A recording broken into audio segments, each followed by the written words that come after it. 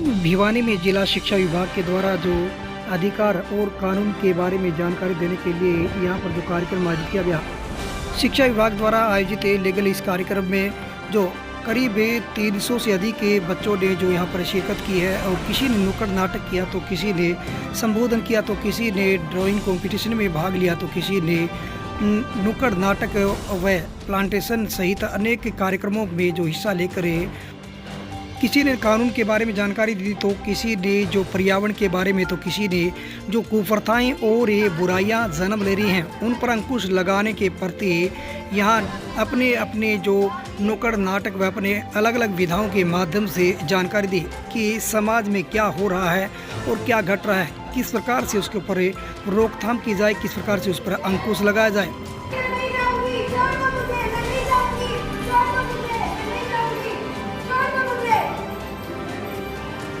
कहा था ना तेरी बहू पर काला साया है, देख वहां गई, अब मेरे डेरे पर लेकर आना, वहां मैं अपनी तंत्र मंत्र की शक्ति से ठीक करूंगा और वो आने में अगर आनाकानी करे तो उसे ये पूजा दे देना। गलत निरंजन। तो देखिए आप सब, यही है वो ढोंगी बाबा जिसने समाज में अंधविश्वास फैलाया और किसी जुर्म के लिए। विद्यार्थियों ने कहीं पर जो अंधविश्वास पर फोकस किया तो कहीं पर पर्यावरण को लेकर जो नुक्कड़ नाटक के जरिए लोगों को जागरूक किया कि किस प्रकार से हम अंधविश्वास के जाल में घिरे जा रहे हैं, किस प्रकार से हमारे पर्यावरण को खतरे में डाल रहे हैं। उन्होंने भोपाल गैस त्रासदी के ऊपर भी फोकस किया और बताया कि पर्यावरण को खतरे में डालकर हम इंसान को खतरे में डाल सकते हैं।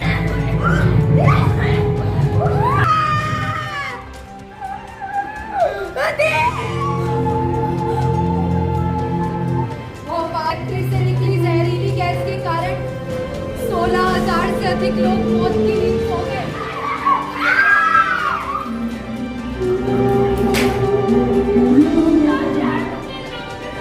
पेड़ के साथ इन्हीं की भी बलि चढ़ा दी। क्यों? रुको, ये जो बेवकूफी तुम प्रकृति के साथ कर रहे हो मत करो, वरना इसका तुम्हें भारी नुकसान करना पड़ सकता है। आज से मत करो। बेटा बेटा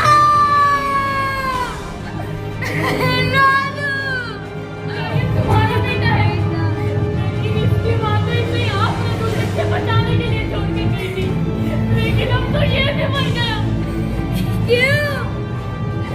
आखिर क्यों? हवा, पानी, मिट्टी एवं भूमिगत जल आदि को प्रदूषित करने वालों पर कानून का शिकंजा कसता जा रहा है। विद्यार्थियों ने पर्यावरण पर फोकस डालते हुए कहा कि जो पर्यावरण के साथ छेड़छाड़ करेगा उनके खिलाफ कानूनी कार्रवाई की जाएगी। 2, 3, go। मुझे मत मारो, मुझे मत मारो, मुझे मत मारो, मुझे लग रही है। मत मारो, मत मारो मुझे, मुझे मत मारो, मुझे मत मारो, लग रही है। मत मारो, मुझे मत मारो, मुझे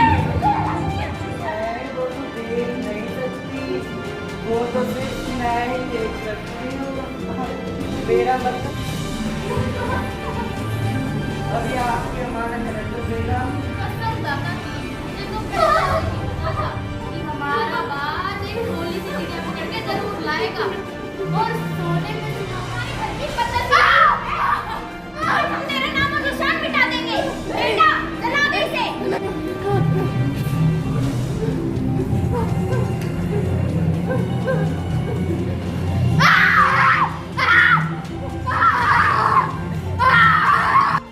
वहीं विद्यार्थियों ने नारी पर हो रहे अत्याचार को लेकर भी नाटक के जरिए लोगों को जागरूक किया। Special report Ashok Bhardwaj, ABP news. क्या इसका उद्देश्य है? ये लीगल लिटरेसी प्रोग्राम है जो अभी ब्लॉक लेवल पर ऑर्गेनाइज किया जा रहा है। आज के दिन 12 तारीख को Seth Kirodimal government senior secondary school में। इसके बाद जो बच्चे इसमें सेलेक्ट होंगे फर्स्ट सेकंड थर्ड, वो डिस्ट्रिक्ट लेवल पे पार्टिसिपेट करेंगे। उसके बाद जो उसमें फर्स्ट सेकंड थर्ड होंगे वो डिवीज़नल लेवल पे पार्टिसिपेट करेंगे और अल्टीमेटली यही बच्चे जो हैं वो स्टेट लेवल में पार्टिसिपेशन देंगे। आज लगभग 300 के करीब बच्चों ने अपना रजिस्ट्रेशन करवाया है, जिसमें 40 स्कूलों ने टोटल पार्टिसिपेशन किया है, जिसमें 30 सरकारी स्कूल हैं और 8 प्राइवेट स्कूल्स हैं। तो इसमें जो है इसका मेन उद्देश्य यही है कि बच्चों को लीगल लिटरेसी के बारे में पता चल सके, उनको अवेयर किया जा सके कि कौन कौन से राइट्स हैं, जैसे राइट टू एजुकेशन है, डाउरी के प्रति उनको जो है अवेयर करना, और बहुत प्रकार के जो है क्राइम हैं उन क्राइम के अगेंस्ट उनको सचेत करना, ताकि बच्चे जागरूक हो सके और अपने परिवार की और अपने आसपास का जो क्षेत्र है, एरिया है, उस सभी में इस प्रकार का कोई क्राइम होता है तो उसके प्रति सजग रहें, सचेत रहें।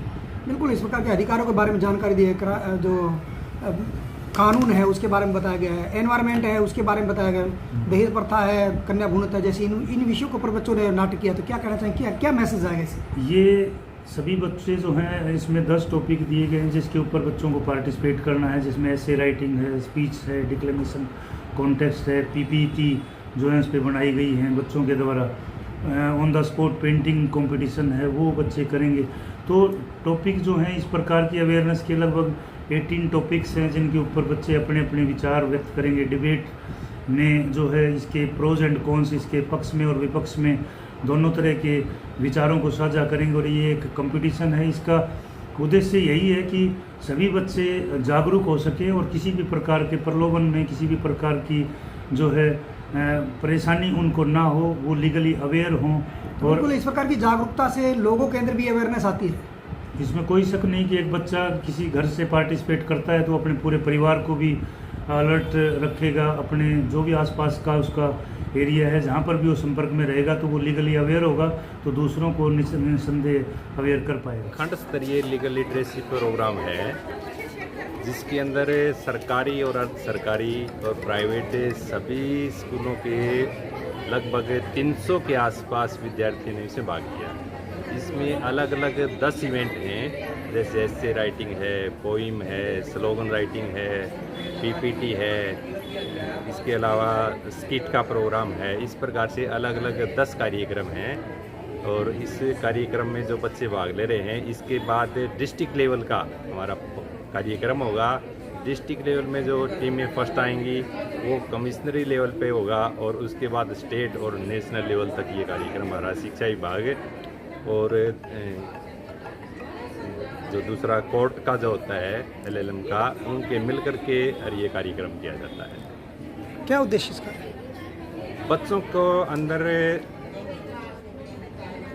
ये भावना पैदा करनी होती है कि देश के प्रति किस प्रकार से बच्चों आगे बढ़ें, किस प्रकार से देश की सेवा करें। जैसे 10 अलग अलग इवेंट हैं, भाई सड़क दुर्घटना के बारे में है, डोरी सिस्टम के बारे में है, तो बच्चे इससे सीखते हैं। अंजलि शर्मा। अंजलि, बताइए क्या आज मैसेज दिया गया है? आज के हमारे स्किट में मैसेज दिया है कि जो अंधविश्वास है वो बहुत फैल रहा है और वो विकट समस्या बन चुका है हमारे लिए, तो हमें इस अंधविश्वास से बचना है और सबको बचाना है। तो आप सबसे यही अनुरोध है कि अंधविश्वास को फैलने से रोकें और उसे बड़ी समस्या बनने से रोकें।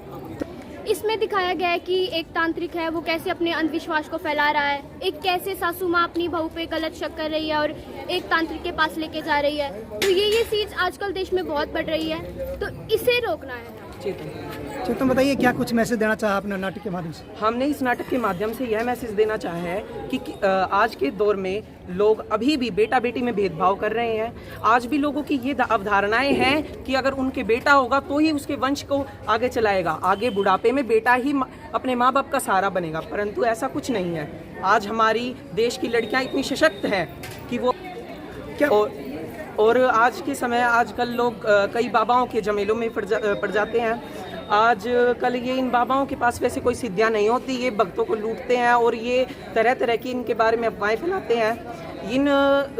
और आज के इस प्ले के में मैंने एक बाबा का रोल किया है, जिसके अंदर मैंने ये दिखाया है कि इन आजकल के बाबाओं ने कैसे समाज को मतलब ठेस पहुंचा रहे हैं, ये कैसे अंधविश्वास फैला रहे हैं। ये एक गुड़िया के माध्यम से कहते हैं कि इनके पोता हो जाएगा या पोती नहीं होगी। ये मतलब ये साइंस के माध्यम से ऐसे ऐसे चमत्कार दिखाकर आज हमारे भोले लोगों को मतलब गुमराह कर रहे हैं। पलक, बताइए क्या मैसेज दिया गया है आपने आज़ादी के इस नाटक से? हमारा मैसेज आज़ादी मतलब जैसे जो लड़कियों को बेचा जाता है आज के समाज, मतलब पहले भी काफ़ी ऐसे लड़कियों को बेचा जाता था कि लड़कियां नहीं और लड़के ही ज़्यादा जरूरी, लड़कों के साथ कभी ऐसा नहीं होता, बट लड़कियों को मतलब बेचा जाता था आगे, उसे बेचते, फिर उसे ऐसे घर में बेचा जाता था जहाँ पर उसे बहुत ज़्यादा प्रेशराइज्ड रहना पड़ता था, उसे बहुत ज़्यादा दबाव डाला जाता था, बहुत उसे मतलब मारा जाता था और लड़की कुछ कर नहीं सकती थी। बट यही हम मैसेज देना चाहते हैं कि हमें लड़कियों को कभी लड़की के साथ कुछ करना ही नहीं चाहिए, लड़कियाँ कम नहीं है किसी से। नैना, किस प्रकार का मैसेज दिया आपने नाटक के माध्यम से? सर, हमने एक नाटक के माध्यम से ये मैसेज दिया है कि आज भी हमारे समाज में दहेज लेने की प्रथा जारी है। सरकार ने अनेक अधिनियम बनाए हैं पर छोटे गांवों में उन्हें लागू नहीं किया जाता है। इसलिए हमारे नाटक के माध्यम से हमने ये मैसेज दिया है कि दहेज लेना एक बहुत बड़ा जुर्म है। हम आप सभी से हाथ जोड़कर निवेदन करते हैं कि दहेज ना लें और ना ही दें। और जो सर परंपराओं में जी रहे हैं, परंपरा करना अच्छी बात है, लेकिन सर उस परंपरा के माध्यम से हमें किसी का कत्ल नहीं करना चाहिए। बेटा और बेटी एक समान होते हैं, ना ही हमें बेटा और बेटी में फ़र्क करना चाहिए। अगर बेटा हमारे घर को बचाता है तो बेटी भी हमारे हर चीज़ की उतनी ही हकदार होती है। जिस घर में बहू जाती है उसे बेटी जैसा सम्मान देना चाहिए। ससुराल पर कमन, किस प्रकार की प्रस्तुति दी है, क्या मैसेज दिया गया है? आज हमने एनवायरनमेंट यानी पर्यावरण के ऊपर नाटक किया था, जिसमें हमने मानव ने जो प्रकृति की है, जो उसने प्रोसेस किया है वो भी दिखाया हमने कि उसने किस तरीके से ऊंचाइयों को छुआ, लेकिन जिस तरीके से उसने पर्यावरण को ख़राब किया वो भी बहुत चीज़ों से किया उसने। जैसे भोपाल गैस ट्रेजेडी हुई और मानव इतने पेड़ों को काट रहा है जिसकी वजह से कार्बन डाइऑक्साइड का बहुत ही ज़्यादा एटमॉस्फेयर में हो रही है और ऑक्सीजन की बहुत ज़्यादा कमी हो रही है। और भारत में प्रतिवर्ष 27 लाख से भी ज़्यादा लोग मरते हैं वायु प्रदूषण के कारण। कैंसर भी इसका एक बहुत ज़्यादा इफ़ेक्ट हुआ है इससे। भारत में कैंसर बहुत ज़्यादा बढ़ी है। और मैंने भी इसी में दिखाया कि मेरा जो एक सीन था उसमें यही दिखाया गया कि ये जो एटमॉस्फेयर इतना ख़राब हो रहा है उसकी वजह से मुझे कैंसर था। एक जो छोटी बच्ची है उसे कैंसर हो गया और वो डिप्रेशन में चली गई है, उसने अपने बाल काट लिए हैं सर्जरी। ऐसे क्या नाम है? आज सेठ किरोड़ीमल विद्यालय में लीगल लिटरेसी द्वारा खंड लेवल के बहुत सारे कार्यक्रम किए गए। ये एक बहुत अच्छी बात है विभाग द्वारा कि हर एक विद्यालय में लीगल लिटरेसी सेल बनाए गए हैं, जहां पर समाज के जितने भी मुद्दे हैं उन पर कानूनी जागरूकता के प्रोग्राम चलते हैं। अभी पिछले सप्ताह हम सब विद्यालयों ने विद्यालय स्तर पर ये प्रतियोगिता कराई और आज भिवानी में खंड स्तर पर ये प्रतियोगिता थी। जितने भी समाज के मुद्दे हैं, यदि हम बात करें दहेज प्रथा की, यौन उत्पीड़न की, पर्यावरण की, स्वच्छता की, बच्चों ने कितनी सुंदर प्रतिभागिता आज यहाँ दर्ज की है और किस प्रकार से इन मुद्दों को उठाया है। वास्तव में उन बच्चों को देख के लगा कि आने वाला जो हमारा भविष्य है वो बहुत उज्जवल है और वो जानता है कि आज के समाज की क्या परिस्थिति है और किस प्रकार हर एक व्यक्ति को अपने समाज के प्रति संवेदनशील रहना चाहिए।